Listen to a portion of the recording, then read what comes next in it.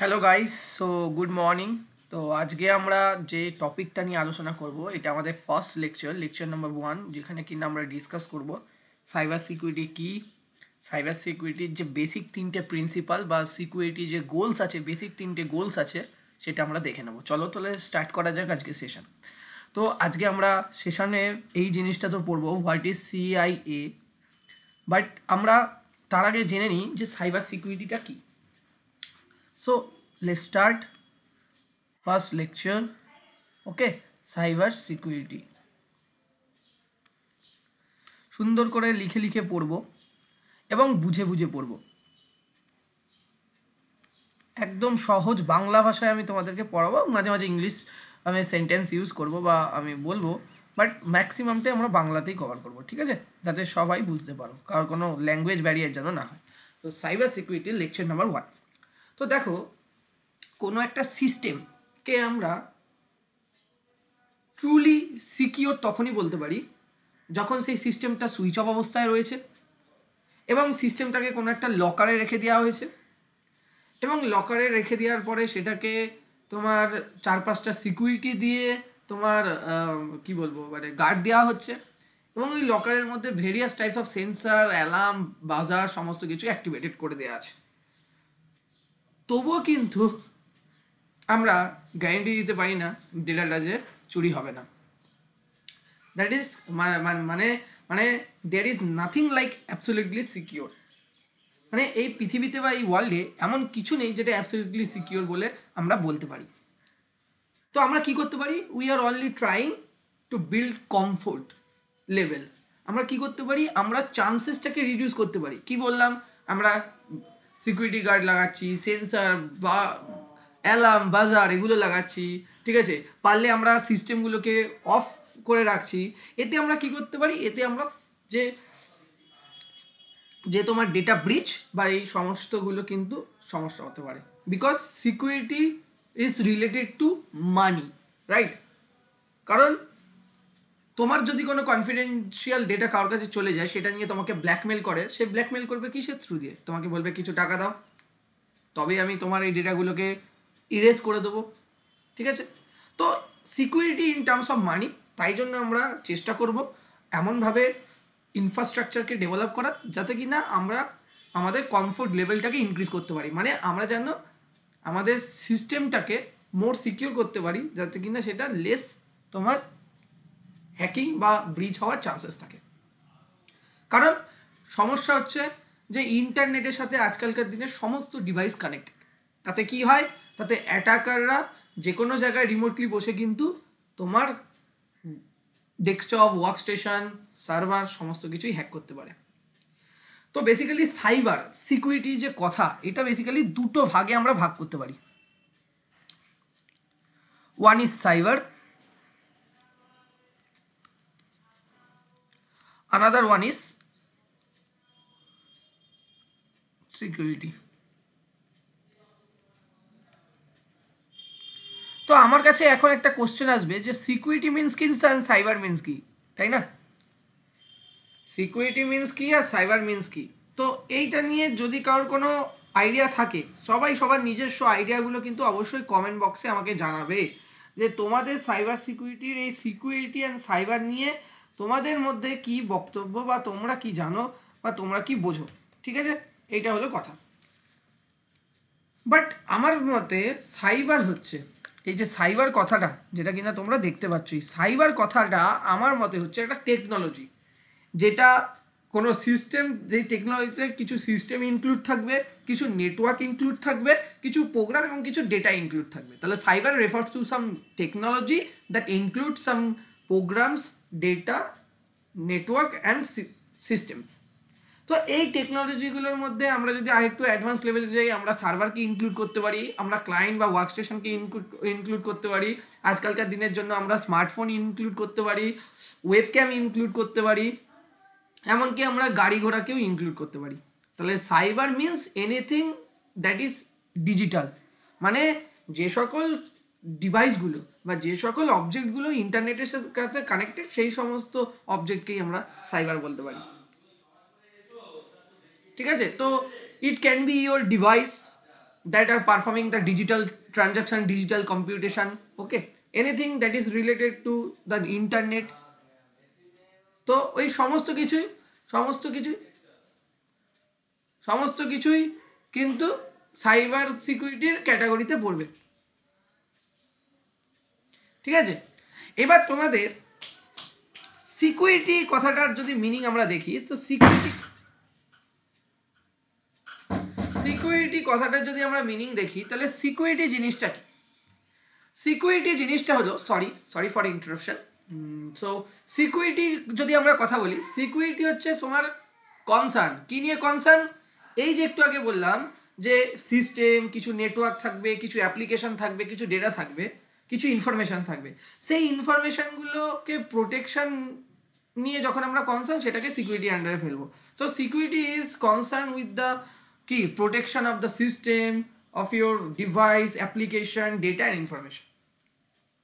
কারণ আমরা সবসময় চাইবো আমাদের কম্পিউটারের মধ্যে যে ডেটা বা ইনফরমেশনগুলো আছে সেটা যে কোনো ওয়েতে আমরা প্রোটেক্ট করা। Like we secure the door to our homes, right? তুমি তোমার বাড়িতে ঘরের জানলার দরজা এগুলো লাগাও কেন?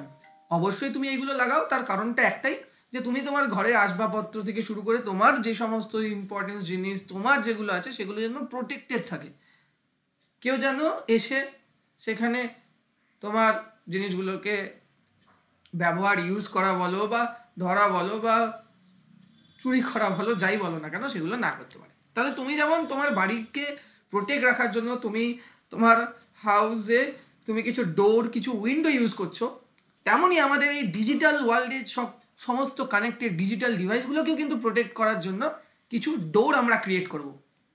সেই ডোরটা টেকনোলজিক্যাল ডোর, যার দ্বারা কিন্তু আমাদের কনফিডেন্সিয়াল ডেটা, আমাদের ডেটা যেগুলো কিনা আমাদের সিস্টেম, সেটা সার্ভারে থাকতে পারে, সেটা ওয়ার্কস্টেশনে থাকতে পারে, সেটা যেখানেই থাকুক না কেন, সেটা যেন সিকিউর করা যায়, বুঝতে পারছো?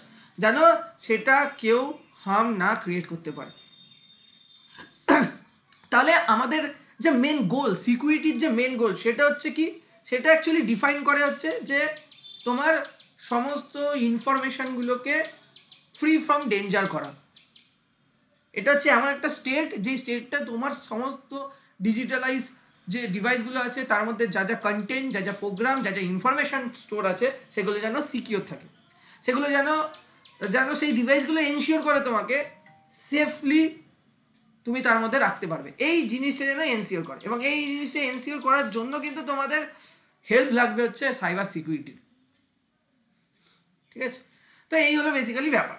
তাহলে ওভারঅল আমরা বুঝতে পারছি সাইবার সিকিউরিটি হচ্ছে একটা প্র্যাকটিস যেটা অ্যাকচুয়ালি ডিফেন্ড করে কম্পিউটার, সার্ভার, মোবাইল সার্ভার বা যা যা আছে, ঠিক আছে, যে কোনো ইলেকট্রনিক্স ডিভাইস আছে, যেটাই কিনা, আমি আবারও বলছি, যেটাই কিনা তোমার রিলেটেড টু ইন্টারনেট, সেটাকে বলা হচ্ছে তোমার কি, তোমার সাইবার সিকিউরিটি। তাহলে প্রথম যে ডেফিনেশনটা আমরা সাইবার সিকিউরিটি সম্বন্ধে জানলাম এতগুলো কথা বলার পরে, সেটা হচ্ছে, আমি লিখছি, হ্যাঁ, প্রথম পয়েন্ট আমরা লিখছি, খুব অল্প টুকুনি আমরা লিখবো, আমরা বেশি বোঝার চেষ্টা করব জিনিসটাকে। Cyber security is defined is the pattern or practice of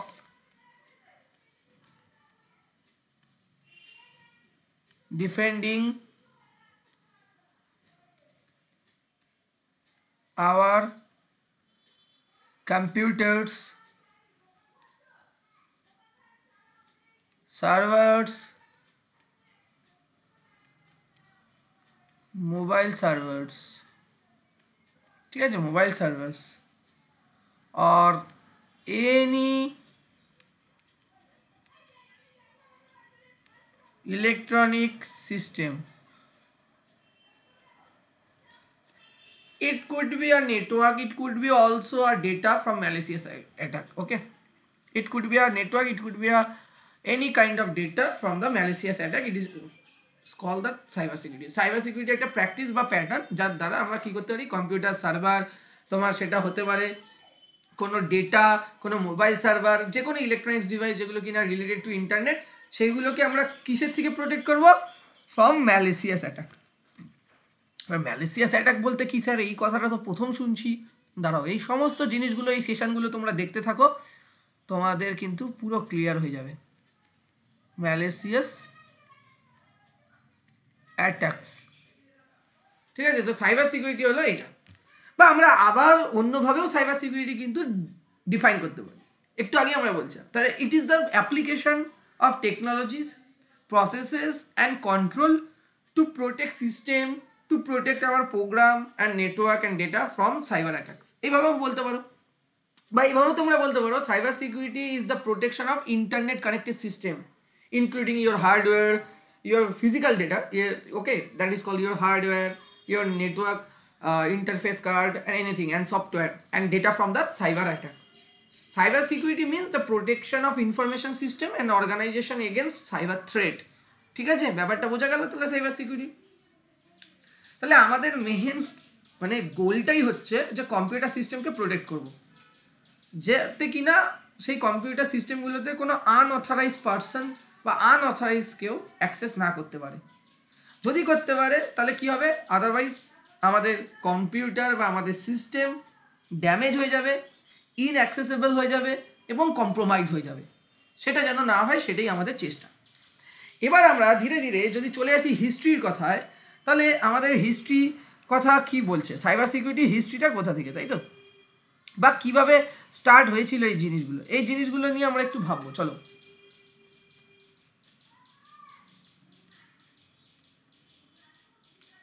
সমস্ত কিছুরই হিস্ট্রিটা আমাদের জানা উচিত, যে কিভাবে এটা স্টার্ট হলো, কেন হলো। এইটা যদি আমরা জানি তাহলে আমাদের খুব ভালো লাগবে। এটা বেসিক্যালি স্টার্ট হয় কিন্তু তোমাদের 1960-তে, 1960, ঠিক আছে? 1960-সে কিন্তু আমাদের first cyber security related start হয়। কেন স্যার? এই 1960-তে আমাদের প্রথম মেন ফ্রেম কম্পিউটারের কনসেপ্ট আসে। মেন ফ্রেম কম্পিউটার তোমরা হয়তো আইটি সিস্টেমে পড়েছো, সেটা তোমরা রুম্পা ম্যামের কাছেই পড়ো বা যে কোনো টিচারের কাছেই তোমরা পড়ে আসো, বা তোমরা অরিজিৎ স্যারের কাছে পড়ো বা কৃষ্ণ স্যারের কাছে এখন পড়ছো, বা আগেও কম্পিউটার আর্কিটেকচারের সময় তোমরা শুনেছিলে কৃষ্ণ স্যারের কাছ থেকে, বা আমার কাছে শুনেছো। তো বেসিক্যালি আমাদের যে সিকিউরিটি কনসেপ্টটা ডেভেলপ হয়েছিল সেটা 1960 থেকে, কারণ সেখানে আমাদের প্রথম মেন ফ্রেম কম্পিউটারের কনসেপ্টে ইন্ট্রোডিউস হয়। আর ওখানেই আমরা সবার প্রথমে একটা জিনিসকে ইন্ট্রোডিউস করি, সেটা যে ফিজিক্যাল অ্যাক্সেস কন্ট্রোলের ওপরে ফোকাস করি। মানে লাইক ধরো তার মানে তোমার পাসওয়ার্ড ইউজ করা, ফিজিক্যাল ডিভাইসগুলোকে প্রোটেক্ট করার জন্য পাসওয়ার্ড ইউজ করার কনসেপ্ট কিন্তু তোলা হয়েছিল। তাহলে ইউজ দ্য পাসওয়ার্ড, এই কনসেপ্টটা 1960-তে যখন মেন ফ্রেম কম্পিউটারে ইন্ট্রোডিউস করা হয়েছিল তখন কিন্তু তোমাদের ডেভেলপ হয়েছিল। ইউজ দ্য পাসওয়ার্ড এইভাবে বলা হয়েছিল, যে প্রথমে ফিজিক্যাল অ্যাক্সেস কন্ট্রোল নিয়ে যখন ভাবা হলো তখন বললো যে ভাই এখানে একটা পাসওয়ার্ডের রিকোয়ারমেন্ট আছে। পাসওয়ার্ড কী জিনিস, কি এগুলো তো আমরা ধীরে ধীরে শিখবো। তাহলে 1960-তে আর্লি সিকিউরিটি কনসেপ্ট আমাদের কি বললাম, মেন ফ্রেম কম্পিউটার ইন্ট্রোডিউস হয়েছিল। সেই সময়কালীন ফিজিক্যাল অ্যাক্সেস কন্ট্রোলের উপরে আমরা সিকিউরিটি ফোকাস করি এবং সেখানে আমরা ইমপ্লিমেন্ট করি ইউজ দ্য পাসওয়ার্ড, ঠিক আছে? তারপরে তোমার সাইবার সিকিউরিটি অ্যাকচুয়ালি জন্ম হয়েছিল 1970-তে। থমাস বলে একজন ছিলেন, তিনি ইন্ট্রোডিউস করেছিলেন, সে হলো কম্পিউটার একজন বিশেষজ্ঞ। 1970-তে 1970-তে সে ক্রিপার প্রোগ্রাম বলে একটা প্রোগ্রাম চালু করে। কি চালু করে, কে চালু করে সেটাও লিখে দিচ্ছি। Robert Thomas creeper.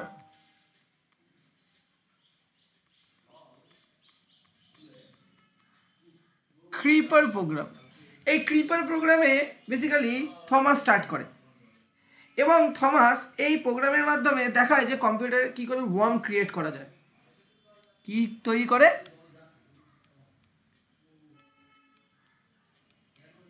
Computer worm কিভাবে ক্রিয়েট করা যায়।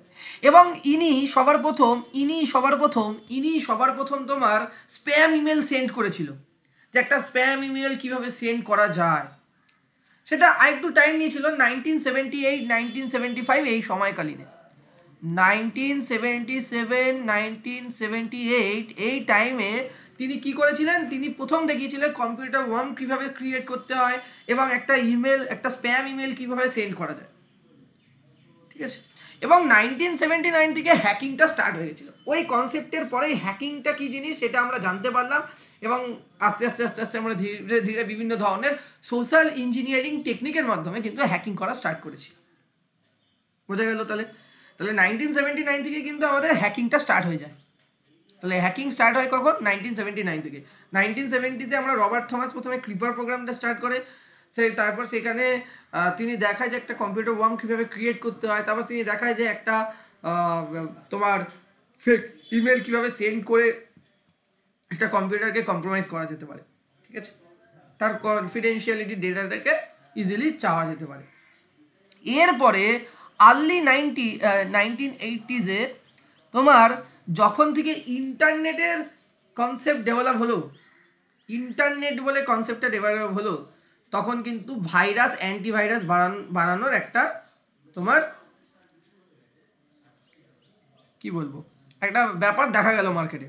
তাই 1980s-এ আমাদের ইন্টারনেট যখন ধীরে ধীরে স্টার্ট হলো, তখন কিন্তু আমাদের কি হলো, ভাইরাস এবং অ্যান্টিভাইরাস ক্রিয়েট করার একটা কথা ভাবা হলো। 1980-তে বললাম তো, 1986 এই সময় 1986 এই সময় ব্রেইন বলে একজন সবার প্রথম পিসি ভাইরাসকে ডেভেলপ করতে সক্ষম হলো। ব্রেইন লারা পড়েছে না, সেই ব্রেইন 1986-এ কি করলো, সবার প্রথম একটা ভাইরাস পিসি পার্সোনাল কম্পিউটারের জন্য ভাইরাস ক্রিয়েট করলো। এবং 1988-এ মরিস ওয়ার্ম বলে একটা সাইবার অ্যাটাক হলো, যেটা কিনা অলমোস্ট ইন্টারনেটে কানেক্টেড তোমার 10% ডিভাইসকে কিন্তু হার্ম করেছিল। তাহলে মরিস ওয়ার্ম বলে, তোমরা নেটে সার্চ করে দেখবে, মরিস ওয়ার্ম বলে একটা ভাইরাস ক্রিয়েট করেছিল, যেটা সেই সময়কালে ওভারঅল ইন্টারনেটের সাথে কানেক্টেড ডিভাইসগুলোর 10% ডিভাইসকে এফেক্ট করেছিল এবং 10% ডিভাইসকে কম্প্রোমাইজ করে দিয়েছিল, ঠিক আছে। তো এইটা ছিল বেসিক্যালি ব্যাপার। তারপর তো ধীরে ধীরে এই 1989-এ আমাদের ট্রোজেন মার্কেটে চলে আসে, যেটা কিনা সব থেকে ভয়ঙ্কর তোমরা জানো যে ভাইরাস। সেই ট্রোজেন ভাইরাস ফার্স্ট 1989-এ ইন্ট্রোডিউস হয় মার্কেটে। এই জন্য আমাদের বাধ্য হয়ে 1990s-এ আমাদের নেটওয়ার্ককে প্রোটেক্ট করার জন্য আমরা একটা নিউ কনসেপ্ট নিয়ে আসি, যাতে কিনা নেটওয়ার্ককে সিকিউর করা যায়, সেটা হচ্ছে ফায়ারওয়াল। ফায়ারওয়াল আসে হচ্ছে 1990s-এ, এবং 1990s-এ কিন্তু নেটওয়ার্ক প্রোটেকশনের জন্য সবার প্রথমে এই কনসেপ্টটা তৈরি করে ফায়ারওয়াল, যে কিনা কি করে, যাতে কিছু রুল সেট করে দেওয়া হয় এবং সেই রুলের বেসিসে সে কি করে, কোনো ডেটা প্যাকেটকে নেটওয়ার্কে এন্টার করতে দিচ্ছে, নয়তো দিচ্ছে না, ঠিক আছে। কিন্তু এটা হওয়ার পরে 1999-এ আমাদের মাইক্রোসফটের তখন বিভিন্ন ধরনের প্রোডাক্ট কিন্তু অলরেডি মার্কেটে এসছে, যেমন ধরো আমাদের ওয়ার্ড, ঠিক আছে, মাইক্রোসফট ওয়ার্ড, এগুলো ছিল। তো কি করলো, এই 1999-এ একটা ভাইরাস ক্রিয়েট করা হয়েছিল, এটা হচ্ছে মেলিসা ভাইরাস বলে। সেই ভাইরাসটা বেসিক্যালি তোমার মাইক্রোসফট ওয়ার্ডের মাধ্যমে কিন্তু ভিকটিমের মেশিনে তোমার ইনজেক্ট করে দেওয়া হচ্ছিল, এবং এই মাইক্রোসফট ওয়ার্ডের মধ্যে এমন একটা ম্যাক্রোস চলছিল যার দ্বারা তোমার কম্পিউটার কম্প্রোমাইজ হতে পারে। তো এটা একটা খতরনাক ব্যাপার। এই জন্য আমরা 2000 সালে, এখানে হয়তো যারা ভিডিও দেখবে, যে কজন স্টুডেন্ট আছে, অনেকেই হয়তো সেই সময় জন্মাওনি, 2000 সালে আমরা advance attack and nation state threats বলে একটা কনসেপ্ট ইন্ট্রোডিউস করেছিলাম, যেটাকে আমরা বলতে পারি কি সিকিউরিটি ল। তো বিভিন্ন ধরনের সিকিউরিটি ল ইমপ্লিমেন্ট করা হলো, এবং এই সিকিউরিটি ল মানে তোমার যে গভর্নমেন্টের সাথে কম্বাইন করে কিছু রুলস অ্যান্ড রেগুলেশন করা হলো, যেটাকে কিনা আমরা আজকালকার দিনে ডেটা প্রোটেকশন অ্যাক্ট বা বিভিন্ন ধরনের গভর্নেন্স রুলস বলে থাকি। সেটা সেই সময় স্টার্ট করা হলো, কারণ এত বেশি তখন ভাইরাস অ্যাটাক হচ্ছিল, এত বেশি কম্পিউটার কম্প্রোমাইজ হচ্ছিল, ঠিক আছে। তো সেটাকে প্রোটেক্ট করা ইমিডিয়েটলি আমাদের কাছে কিন্তু একটা বড় চ্যালেঞ্জিং বিষয়। তো সেই কারণে কিন্তু আমাদের এই জিনিসটা করতে হলো, ঠিক আছে, বুঝতে পেরেছো? তো সেইখানে এবার এরপরে আমাদের 2001 সালে একটা অ্যাটাক হয়েছিল, ঠিক আছে, যেটাকে বলা হচ্ছে Code Red or Nimda virus worms. এটা র্যাপিডলি ছড়িয়ে গেছিল, এটা খুবই র্যাপিডলি ছড়িয়েছিল।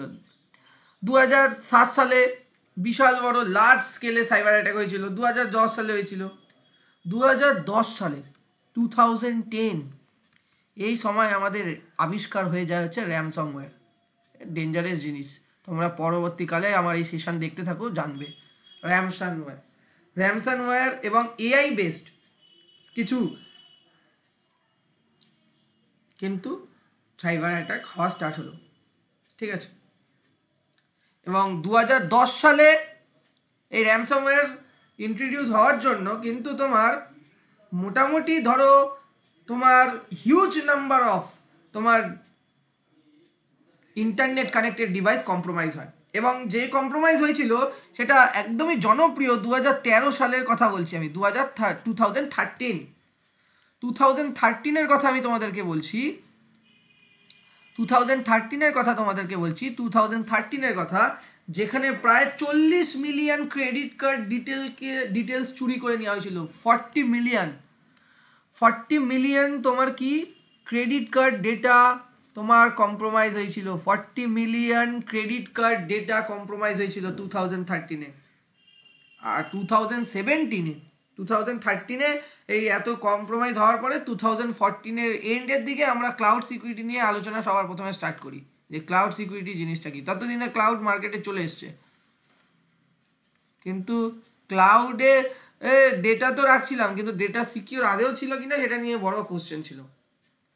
এবং 2013 সালের ইনসিডেন্টটাতে তো আরও বেশি আমাদের মাথা চাড়া দিয়ে ওঠে, যে না, আমাদেরকে আরও প্রোটেকশনের দিকে ভাবতে হবে, আরও নতুন নতুন সিকিউরিটি রুলস ল আমাদের ডেভেলপ করতে হবে, ঠিক আছে।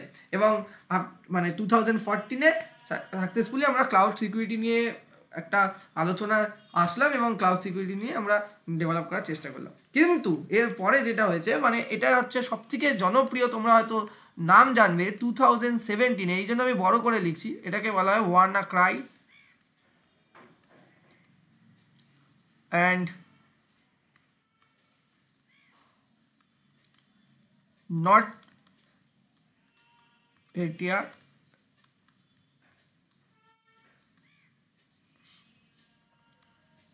ransomware attack। তো WannaCry র্যানসম অ্যাটাকটা কিন্তু খুবই কি বলবো, খুবই ডেঞ্জারাস জিনিস। কি রকম ব্যাপারটা, যদি তোমরা নেটে দেখো এর ব্যাপারে ইনফরমেশন পাবে, ঠিক আছে। এটা সত্যিই খুব ডেঞ্জারাস জিনিস, কারণ এটাকে প্রিভেনশন করার জন্য তখন আর কোনো রকম কিছু ছিল না। এতে মোটামুটি প্রায় বলতে পারো 2 লাখ কম্পিউটার এবং 150টা কান্ট্রি এফেক্টেড ছিল। কত বললাম? 2 লাখ প্লাস কম্পিউটার এবং 150 প্লাস কান্ট্রিজ কিন্তু এফেক্টেড ছিল। এতে তোমরা নাম শুনবে FedEx বলে, এরা টেলিফোনিয়া বলে, এরা সবাই কম্প্রোমাইজ হয়ে গেছিল। এরা ছিল হচ্ছে মেজর ভিকটিম, এদের ওপরে সব থেকে বেশি এই অ্যাটাকটা এফেক্ট করেছিল, ঠিক আছে। ফাইন্যান্সিয়াল লস প্রায় কয়েক বিলিয়ন ডলার হয়েছিল, এবং সেইটাকে সেই সময় স্টপ করা যায়নি। এটাকে বলা, এইটার একটা আলাদা নাম আছে, যেটাকে বলে কিল সুইচ বলে। এই ম্যালওয়্যার কোডটা এমনভাবেই রেজিস্টার করা ছিল স্পেসিফিক তোমার ডোমেন নেম দিয়ে, যেটা তোমার ইজিলি স্প্রেড হয়ে গেছিল। এবং এইটাকে তোমার প্রোটেক্ট করার জন্য আমরা প্রথম যে সিকিউরিটি প্যাচ ইউজ করেছিলাম সেটা MS-17010, এবং এটা দিয়ে আমরা সেই ভালনারেবিলিটিটাকে ফিক্স করার চেষ্টা করেছিলাম। বাট অটোমেটিক্যালি সেটা করতে করতে প্রায় 2 লাখের ওপরে কম্পিউটার কম্প্রোমাইজ হয়ে গেছিলো কিন্তু। এবং এই সমস্ত কথা ভাবার পরেই আমরা তারপরে 2020 থেকে আমরা স্ট্রং এন্ড পয়েন্ট সিকিউরিটি এবং ফায়ারওয়েলের কথা তুললাম, সেখানে নেক্সট জেন ফায়ারওয়েলের কনসেপ্ট আসলো, ঠিক আছে। এগুলো আমরা ধীরে ধীরে ধীরে ধীরে জানবো আমাদের পরের ক্লাসগুলোতে, এখন তো এটা জাস্ট হিস্ট্রি বলছি তোমাদেরকে, ঠিক আছে। আর তাছাড়া যারা কি হলো, জিরো ট্রাস্ট বলে একটা কনসেপ্ট আছে সিকিউরিটিতে, তোমরা জানবে সেই জিরো ট্রাস্ট অ্যান্ড ক্লাউড সিকিউরিটিকে আরও বেশি জোর দেওয়া হলো। সেখানে সাপ্লাই চেন অ্যাটাকগুলো যেহেতু ইনক্রিজ হয়ে যাচ্ছিলো, ঠিক আছে, সেখানে যেমন ধরো সোলার ওয়াইন্ড বলতে গেলে 2020 সোলার ওয়াইন্ড এগুলো, তারপর গ্লোবালি তখন এআই চলে এসছে অলরেডি, তাহলে এআই বেস যে সাইবার থ্রেটগুলো হচ্ছে সেই জিনিসগুলোকে ভাবার জন্য আমরা একটা এক্সপেনশন করলাম সাইবার সিকিউরিটিতে, নতুন জিনিস, সেটা হচ্ছে জিরো ট্রাস্ট আর্কিটেকচার, ঠিক আছে। তো এই ছিল মোটামুটি ওভারঅল আমাদের সাইবার সিকিউরিটি হিস্ট্রি। তো এরপরে এগুলো যখন এই জিরো ট্রাস্ট টেকনোলজি বা জিরো ট্রাস্টের ব্যাপারটাকে এই সমস্তগুলো যখন জানবো তখন বেশ ইন্টারেস্টিং লাগবে আরও। তো আশা করছি তোমরা এইটুকুনি বুঝতে পেরেছো যে সাইবার সিকিউরিটিটা কীভাবে স্টার্ট হয়েছিল, রাইট।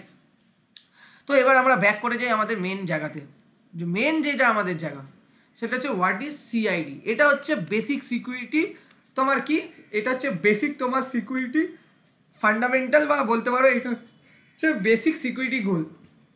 যে কোনো ডিজিটালাইজ সিস্টেমের এই 3টে বেসিক সিকিউরিটি বা ইনফরমেশন সিকিউরিটি রুলকে কিন্তু মেনে চলতেই হবে আমাদের, ঠিক আছে। তো বেসিক্যালি কনফিডেন্সিয়ালিটি বলতে আর কিছুই না, কনফিডেন্সিয়ালিটি বলতে আমি অন্য কালি ইউজ করছি, কনফিডেন্সিয়ালিটি বলতে বেসিক্যালি আমাদের প্রাইভেসি বলানো হচ্ছে, কনফিডেন্সিয়ালিটি বলতে প্রাইভেসি বোঝানো হচ্ছে, লাইক ইওর ব্যাঙ্ক অ্যাকাউন্ট বা ইওর ব্যাঙ্ক রেকর্ড, ঠিক আছে। তো তুমি কি চাইবে তোমার ব্যাংকের রেকর্ডটা তুমি অন্য কারোর সাথে শেয়ার করতে বা অন্য কেউ তোমার দেখুক? তুমি কি চাইবে তোমার ব্যাংকে কত টাকা আছে কি না আছে সেই জিনিসগুলো সবাই জেনে যায়? You don't want to share your bank account, right? কারণ কেন? সেই ইনফরমেশনটা শুধুমাত্র তোমার আর ব্যাংকের মধ্যেই থাকা উচিত। ব্যাংক, রেসপেক্টিভ ব্যাংক এবং তোমার মধ্যে সেই জিনিসটা চলবে, আদার্স পারসন কিন্তু তোমার দেখা যাবে না বা দেখতে পাবে না, এটাই কাম্য হওয়া উচিত, তোমার অ্যাবসেন্টে হোক বা তোমার উপস্থিতিতে হোক, কখনোই না। তো এই জিনিসটাকে মেনটেন করার জন্য আমরা বিভিন্ন ওয়েতে কিন্তু সেই জিনিসটাকে করে থাকি। There are many way to ensure the privacy. কীভাবে করতে পারি? তোমরা করতে পারো অ্যাক্সেস কন্ট্রোল কনসেপ্ট বলে একটা কনসেপ্ট আছে, সেটা ইউজ করতে পারো। তোমরা ক্রিপ্টোগ্রাফি ইউজ করতে পারো। তাহলে কি বললাম? তোমরা ক্রিপ্টোগ্রাফি ইউজ করতে পারো, তোমরা অ্যাক্সেস কন্ট্রোল কনসেপ্ট ইউজ করতে পারো। তার মানেটা হচ্ছে ডেটাটাকে এনশিওর করা যে ডেটাটা আমার যখন ট্রান্সমিট হবে ডিউরিং ট্রানজিশন, তখন ডেটাটা যেন তোমার কি হয়, হিডেন থাকে, এবং এটা অনলি ভিজিবল হবে শুধুমাত্র অথরাইজ পার্সনের কাছে বা অথরাইজ ইউজারের কাছে, ঠিক আছে। তো আবারও বলছি, এর জন্য তোমরা এনক্রিপশন টেকনোলজি ইউজ করতে পারো, ঠিক আছে, এগুলো করতে পারো। কিন্তু তবুও কিন্তু এখানে সাইবার অ্যাটাক হওয়ার চান্সেস থাকে। এনক্রিপশনকে ব্রেকিং করার অনেক টেকনিক আছে, প্যাকেট স্নিফিং বলে যে কনসেপ্টে তোমরা পড়বে সেইটা দ্বারাও কিন্তু আমরা কি করতে পারি, কনফিডেন্সিয়ালিটি জিনিসটাকে ব্রেক করা যেত। বাট আমরা আজকালকার দিনে অনেক ভালো তোমার ইসে করছি, কি বলে, তোমার এনক্রিপশন টেকনোলজি লাগাচ্ছি, যার দ্বারা কিনা আমরা ওই জিনিসটাকে মিনিমাইজ করতে পারছি, ঠিক আছে। সরি, এটা খুলে গেল, বন্ধ হয়ে গেল, আবার অন করছি, দাঁড়াও। তো আশা করছি তোমরা বুঝতে পারছো আমি কি বললাম।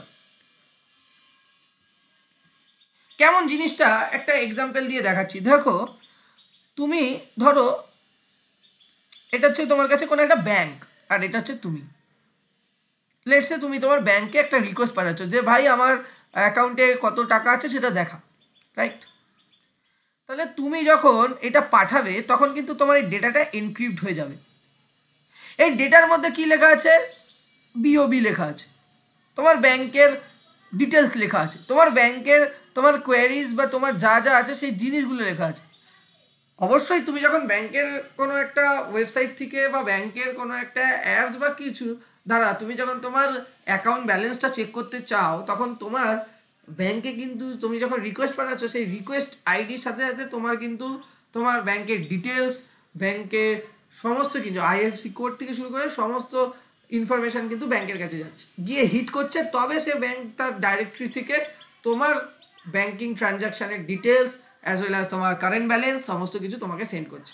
কিন্তু এই জিনিসটাকে আমরা নর্মালি পাঠাবো না, এই জিনিসটাকে আমরা এনক্রিপ্ট করবো সাম এনক্রিপশন টেকনোলজির দ্বারা, যাতে কি হবে ওই জিনিসটাই বিওবিটাই তোমার যখন ট্রান্সমিট হচ্ছে এইরকমভাবে ট্রান্সমিট হচ্ছে উইথ সাম সিকিউরিটি কি, যেটা ফার্দার তোমার সেন্ডার সাইড রিসিভার সাইডে ডিক্রিপ্ট হয়ে তোমার কাছে কিন্তু ইনফরমেশানটা যাচ্ছে।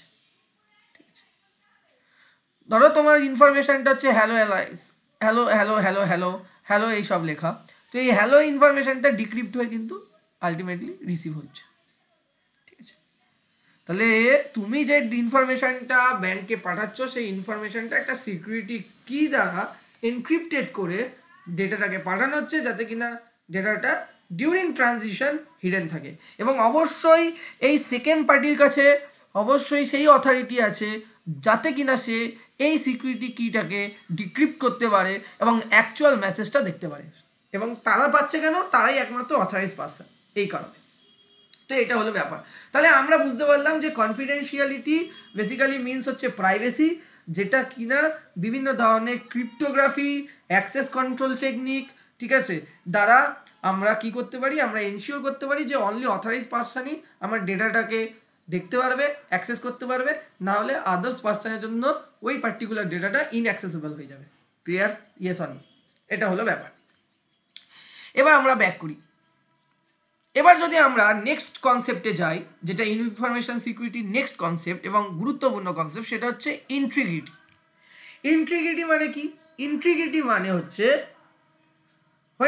when it comes to the integrity বা information integrity, first thing that comes to mind is the protection of the original state of information, right?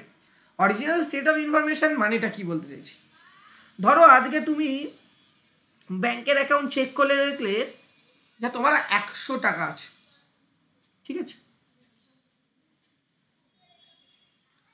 তুমি কোনো রকম কোনো কিছু পারচেস করনি, কোনো কিছু খরচা করনি, কিন্তু তুমি 3 ঘন্টা 4 ঘন্টা বাদে আবারও তোমার ব্যাংকের অ্যাকাউন্ট যখন চেক করলে তখন দেখলে 100টা 100 নয়, 100টা 90 টাকায় এসে দাঁড়িয়েছে। এটা কি ঠিক? তোমার ব্যাংকের তুমি কোনো রকম ট্রানজাকশন করনি, কোনো কিছু করনি, কিন্তু দেখতে পাচ্ছ তোমার অ্যামাউন্টটা কিন্তু চেঞ্জ হয়ে গেছে। Actually I mean to say the information can only be change if desired, কিন্তু এখানে তো by the person in position of the information, মানে সে যদি টাকাটা ইউজ করতো, সে যদি ব্যবহার করতো অনলি সে, তবেই তো একমাত্র 100 টাকাটা তোমার 90 টাকায় এসে পৌঁছাতো। কিন্তু এই ক্ষেত্রে তো তা নয়, এই ক্ষেত্রে তুমি কিছুই ইউজ করোনি, কিন্তু দেখছো তোমার ব্যাংক ব্যালেন্স কি হয়ে গেছে? চেঞ্জ হয়ে গেছে। তো এটা ঠিক নয়, এই জিনিসটাকে প্রোটেক্ট করতে হবে। অ্যাকচুয়াল ইনফরমেশন যেন মডিফাই না করতে পারে কেউ, সেটাই তোমাদের দেখার বিষয়।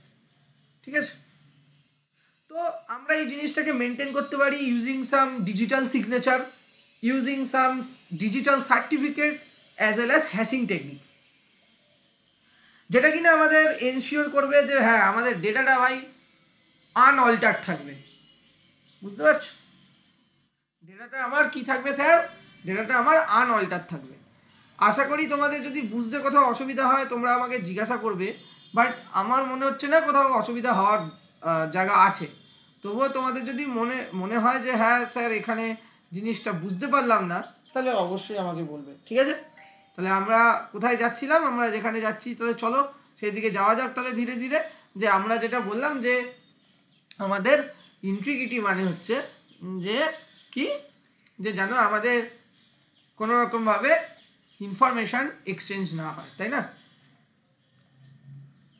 ইনফরমেশন যখন ট্রান্সমিট করছে, আফটার ট্রান্সমিশন ইনফরমেশন যেন আমাদের সেম থাকে, ইনফরমেশনে যেন কোনো রকম চেঞ্জ না হয়।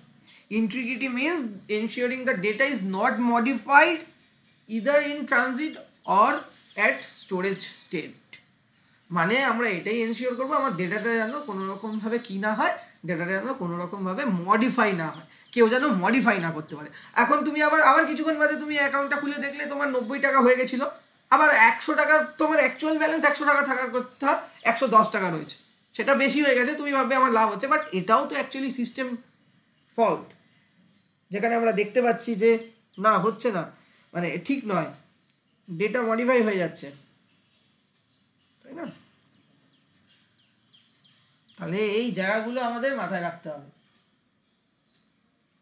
এই জায়গাগুলো আমাদের মাথায় রাখতে হবে। এবং এর জন্য আমরা হ্যাশিং টেকনিক ইউজ করি, এর জন্য আমরা বিভিন্ন ধরনের সিকিউরিটি এনক্রিপশন টেকনোলজি ইউজ করি। তাহলে হ্যাশিং বেসিক্যালি টেকনোলজিটা কি সেটা নিয়ে আমরা যদি একটু জানার চেষ্টা করি, তাহলে এখানে আমাদের দেখতে হবে, এখানে তুমি ইনপুট দিচ্ছ ফক্স বলে, বা তুমি এখানে ইনপুট দিচ্ছ the red Fox jumps over the blue dog, বা তুমি এখানে ইনফরমেশন দিচ্ছ the red Fox jumps over the blue dog, এরকমভাবে তুমি বারবার করে লিখছো, এবং কিছু ক্রিপ্টোগ্রাফিক হ্যাশ ফাংশন ইউজ করা হচ্ছে। তাহলে হ্যাশিং হচ্ছে কি, তোমার যে অরিজিনাল যে স্ট্রিং অফ ক্যারেক্টার আছে সেটাকে ট্রান্সফর্ম করে দেবে into a fix length value or কি।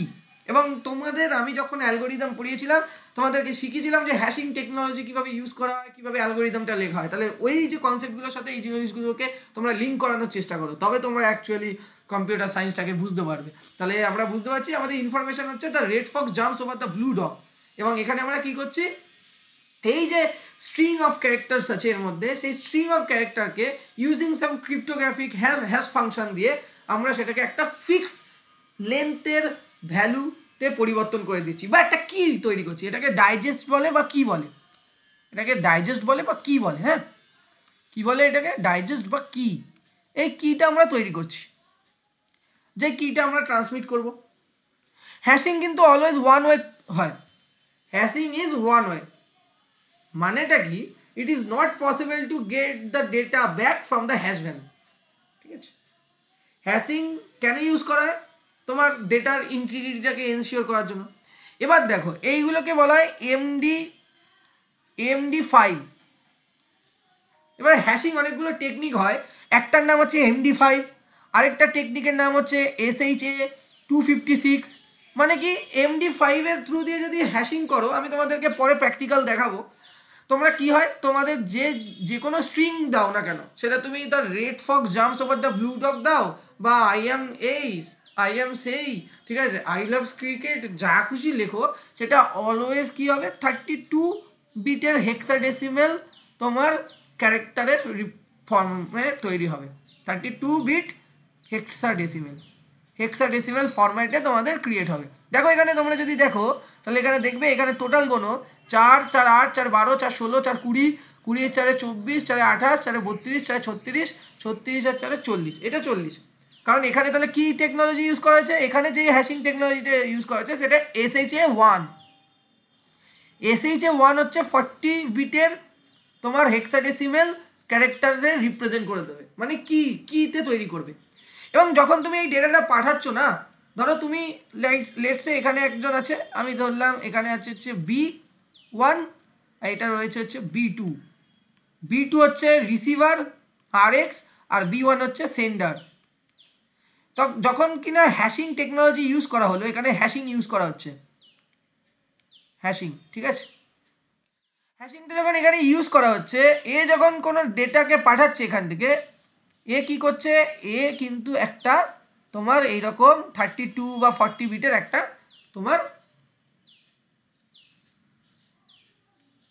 32 বিটের একটা তোমার কি বা একটা তোমার ক্যারেক্টার রিপ্রেজেন্ট করে B2-তে পাঠাচ্ছে, ঠিক আছে। এবার ধরো এই মাঝে একটা হ্যাকার বসে আছে, হ্যাকার কি করছে, হ্যাকার এইখান থেকে কিন্তু এই ডেটাটাকে কালেক্ট করছে, করে মডিফাই করার চেষ্টা করছে। কিন্তু এ মডিফাই করে দিলেও তুমি কি হচ্ছে, এ মডিফাই করে দিলে তার করসপন্ডিং যে হ্যাশ ভ্যালুটা তৈরি হবে, সেই হ্যাশ ভ্যালুটা কিন্তু ডেফিনেটলি এই হ্যাশ ভ্যালুর সাথে সেম হবে না।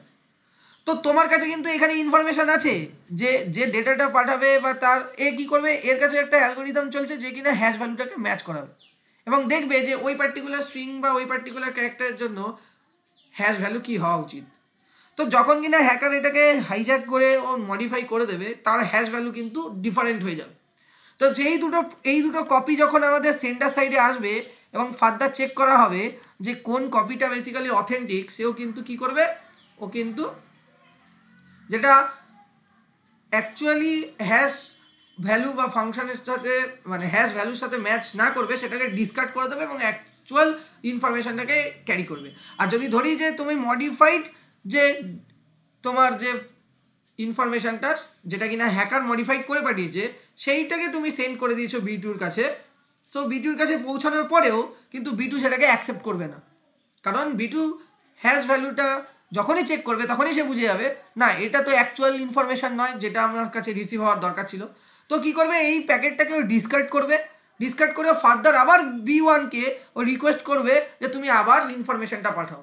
তাতে কি হবে, তাতে অ্যাকচুয়াল ইনফরমেশনে তোমার কোনো রকম মডিফিকেশান হওয়ার চান্সেস নেই এবং সেই মডিফিকেশান হওয়া সেই ইনফরমেশনটাও তোমার মেশিনে এন্টার করে তোমার মেশিনটাকে ফার্দার এফেক্টেড করারও চান্সেসটা অনেক কম।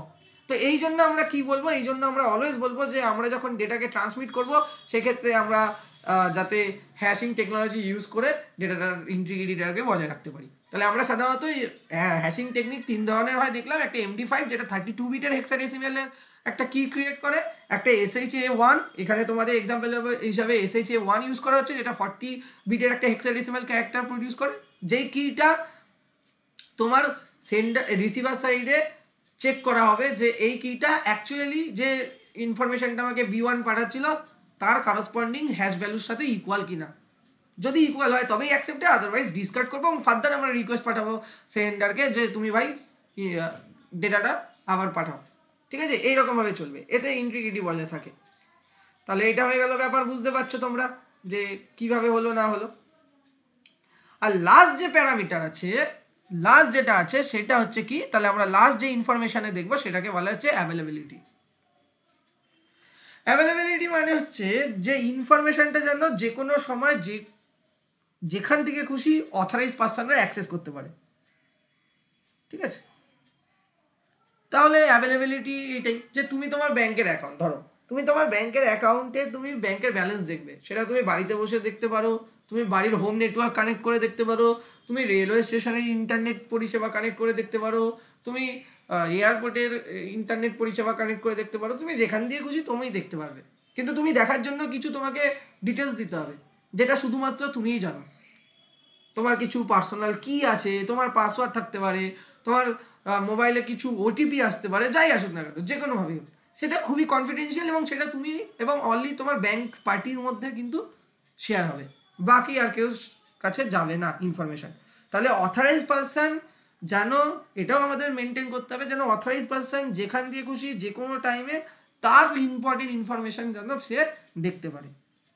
ঠিক আছে, অ্যাভেলেবিলিটির মানেই হচ্ছে এটা, when information is available any time anywhere only for authorise person, তবেই অ্যাভেলেবিলিটিটা মেনটেন হয়।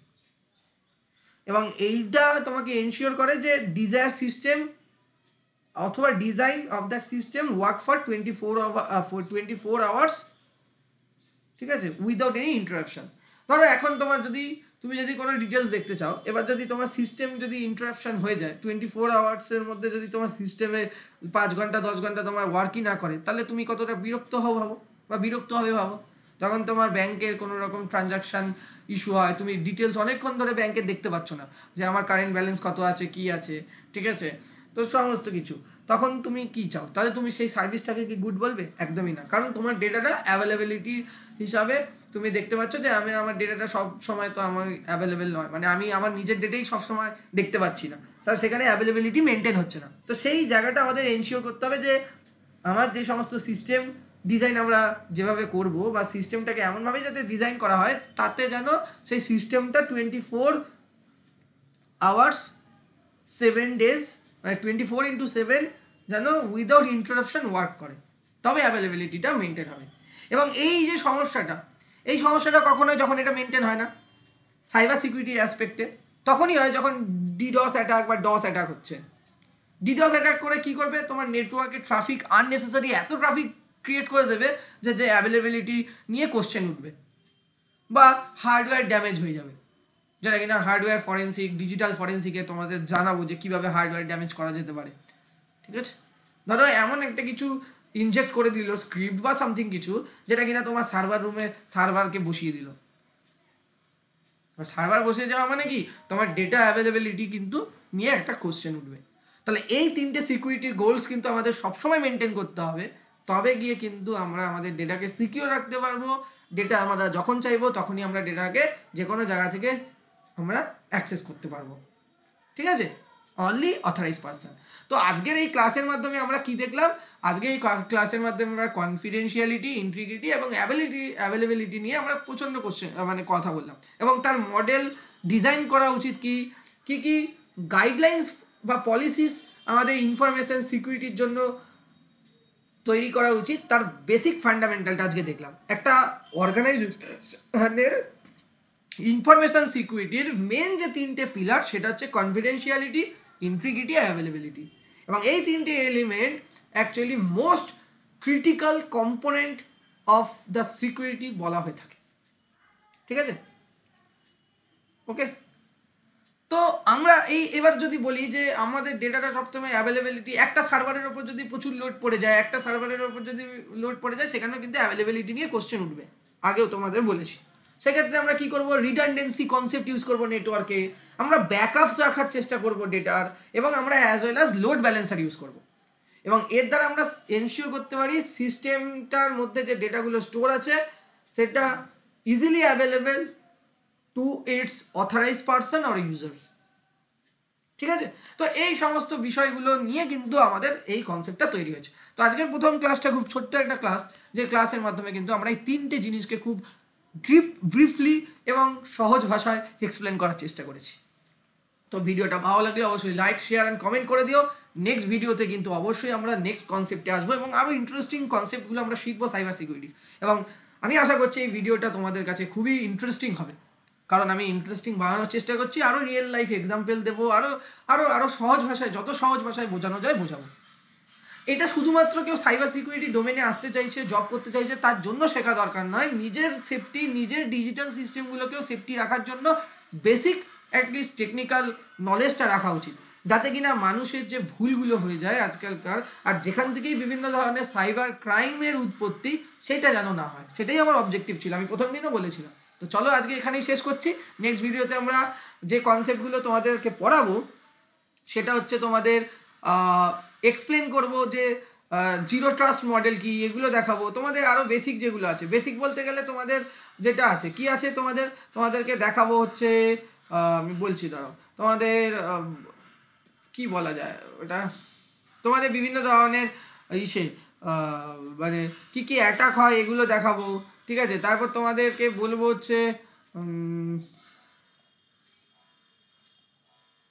কি বলবো, ওটা কি ছিল সিলেবাসে, দাঁড়াও, তোমাদের থ্রেট কি, রিস্ক কি, এইগুলো নিয়ে কিন্তু আমরা অবশ্যই আলোচনা করবো।